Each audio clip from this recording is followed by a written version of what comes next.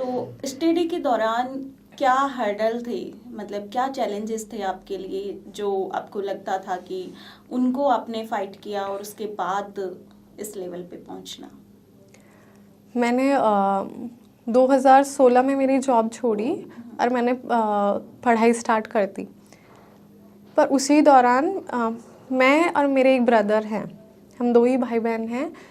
तो उसी दौरान मेरे भाई को कैंसर डिटेक्ट हो गया। तो ठीक है, मैंने जॉब छोड़ दी और मेरे ब्रदर बहुत ज़्यादा मोटिवेटिंग थे और मुझे बहुत कहते थे कि हाँ शालिनी पढ़ो पढ़ो पढ़ो। तो मुझे याद है उनका ट्रीटमेंट चल रहा था। मेरे पेरेंट्स हॉस्पिटल में ही उन्होंने क्वार्टर्स ले रखे थे, वो वहीं रहते थे। तो काफ़ी बार होता था कि मैं भी वहीं रह के ही पढ़ाई कर रही हूँ हॉस्पिटल में। कई कई रात मैंने हॉस्पिटल में भी बिताई है। और क्योंकि कैंसर एक बहुत ज़्यादा इमोशनल ड्रिवन होता है, बहुत ज़्यादा पेनफुल प्रोसेस रहता है, पेशेंट के लिए तो रहता ही है, फैमिली के लिए भी बहुत ज़्यादा रहता है। तो वो बहुत ज़्यादा डिफ़िकल्ट टाइम था मेरे लिए, मेरे फैमिली के लिए। फिर मेरे भाई के 2 मेजर ऑपरेशंस हुए। एक मेजर ऑपरेशन में मेरे भाई की किडनी रिमूव करी, वो बहुत मेजर ऑपरेशन था। हमें लगा सब ठीक हो जाएगा, but unfortunately cancer first operation में ठीक नहीं हो पाया। और मेरे ब्रदर का इलाज चला 1.25 साल। और जो सेकंड मेजर ऑपरेशन था वो बॉम्बे में था, और उसका ऑपरेशन हुआ अप्रैल में और 14 मई को मेरा एग्ज़ाम था ISS का। और जब उसका ऑपरेशन हुआ तो हमें पता चला कि ऑपरेशन सक्सेसफुल नहीं हो पाया है और अब बहुत कम चांसेस है सरवाइव करने के। तो मुझे याद है मैं 22 अप्रैल को मैंने फ़्लाइट बुक करी इमीडिएटली। मैं पहले नहीं गई थी, मुझे लगा था कि एक बार एग्ज़ाम ख़त्म हो जाए उसके बाद मिलूँगी। उसने भी मुझे बोला कि अभी मत मिलना, पहले तू एग्ज़ाम दे ले, मैं ठीक हो जाऊँगा, ऑपरेशन हो जाएगा तो। बट जब ये बैड न्यूज़ सुनी तो मैंने तुरंत मैं बॉम्बे गई, 2-3 दिन बिताए। पर जब मैं वापस आई तो मैं बहुत ज़्यादा डिप्रेसिंग थी, क्योंकि उस दौरान मेरे मम्मी पापा मेरे भाई के साथ थे। मैं मेरे पीहर में ही रहती थी, हम लोगों की जॉइंट फैमिली है। पर उस दौरान पढ़ाई कर पाना बहुत मुश्किल था। तो 14 मई को मेरा एग्ज़ाम था, 3 दिन एग्ज़ाम होते हैं। तो जैसे तैसे मैंने एग्ज़ाम दिया, तो मैं मात्र 10 नंबर से रह गया मेरा 2017 में रिटर्न क्लियर करना। उसके बाद 2017 में ही दिसंबर में मेरे ब्रदर हमें इस दुनिया छोड़ के चले गए। वो मेरे लिए बहुत ज़्यादा हार्ट ब्रेकिंग था, मेरे फैमिली के लिए बहुत ज़्यादा हार्ट ब्रेकिंग था। किसी भी बच्चे के लिए ये बहुत ज़्यादा हार्ट ब्रेकिंग होता है जब उसके माँ बाप उसके सामने रोते हैं। तो उस दौरान मैंने सोचा मुझे नहीं पढ़ाई करनी, बट मेरी मम्मी ने कहा कि नहीं बेटा, मेरे ब्रदर का नाम संजय है, संजय के लिए कर ले। मेरे मदर इन लॉ ने मुझे पुश करा, मेरे हस्बैंड ने मुझे पुश करा कि नहीं शालिनी, संजय बना के लिए कर लो। तो मैंने 2017 दिसंबर में मेरे ब्रदर एक्सपायर हो गए। बट वो बहुत ज़्यादा पेनफुल टाइम था।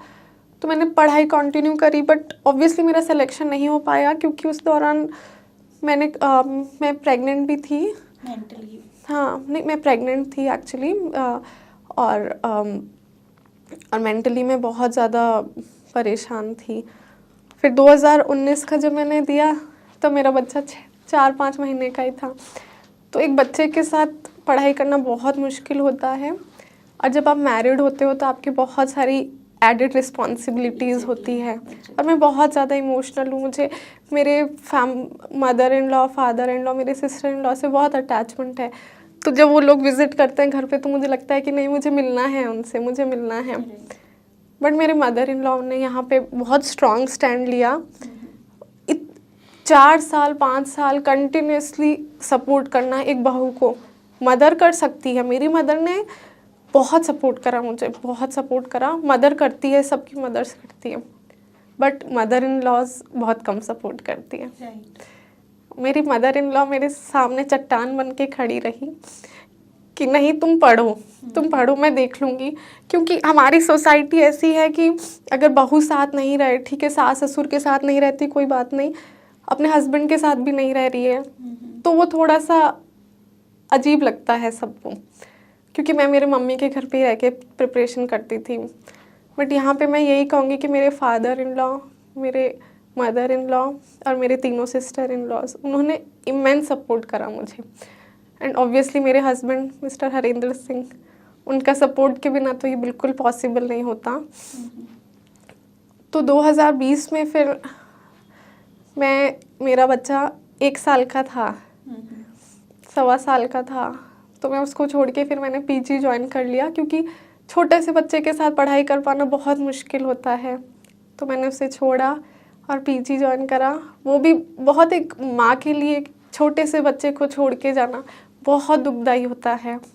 और फिर पढ़ना, और पढ़ते टाइम कॉन्सेंट्रेट करना कि नहीं मुझे पढ़ना है, आपको आपके बच्चे की याद आती है, आपको फैमिली की याद आती है। तो वो मेरे लिए काफ़ी मुश्किल था। बट फिर 2020 में मेरा रिटन क्लियर हो गया था। इंटरव्यू में मेरा फाइनल सिलेक्शन 9 नंबर से रह गया था। फिर मैंने गिव अप कर दिया। मैंने कहा अब नहीं, मैंने इतने साल 3-4 साल मैंने पढ़ाई कर ली, अब मुझसे नहीं हो पाएगा। मैंने अपने को पूरा झोंक दिया है, अब मेरे लिए पॉसिबल नहीं है। उस टाइम मेरे हस्बैंड ने मुझे बोला कि शालिनी, और मेरे मदर इन लॉ ने, कि एक बार ट्राई कर लो सिर्फ हमारे लिए, वन लास्ट टाइम। और ये मेरा लास्ट अटेम्प्ट था, ये मेरा लास्ट अटेम्प्ट था, और ये वर्थ इट था मेरा अटेम्प्ट करना। मैंने गिव अप कर दिया था। Had it not been my husband and my mother in law, I would not have been here. So I am very thankful to my family, my entire family.